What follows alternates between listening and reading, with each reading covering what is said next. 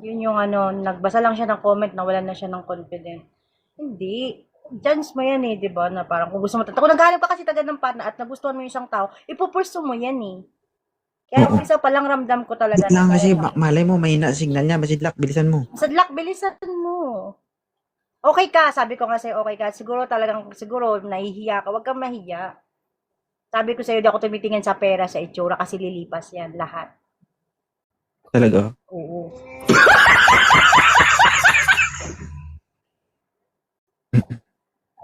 Pero gusto ko talaga nakakaramdam ng sense of humor. Alam mo, yung malakatulad mo lang, na yung parang, ganyan, tatawa lang, simple lang, joke. Ganun. Simpleng joke lang, simpleng pabanat, ganun. Simple pabanat. Pabanat. Pag no Uy, hindi comment. sa totoo lang, hindi ko na ako sa live, sa live mo lang talaga. At hindi rin talaga ako matiktok. Kaya hindi ko alam yung mga bagay-bagay na yan.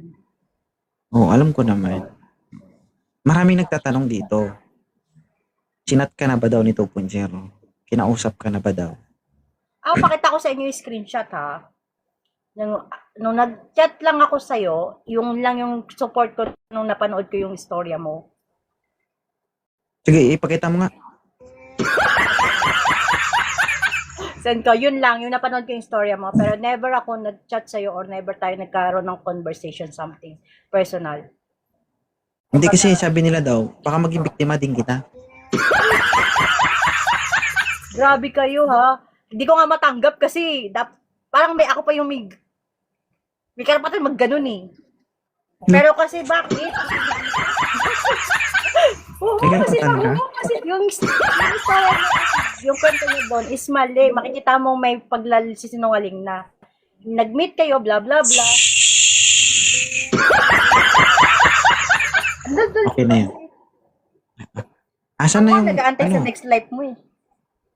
Next live. Sige. Isa na lang ha. Wala na. Moderator na, paano mo lang dito? Hindi na siya umakyat. Sabi ko sa kanya, balik siya, tapos sabihin niya, babe, mahal. Hindi na siya. Ay, Hindi sa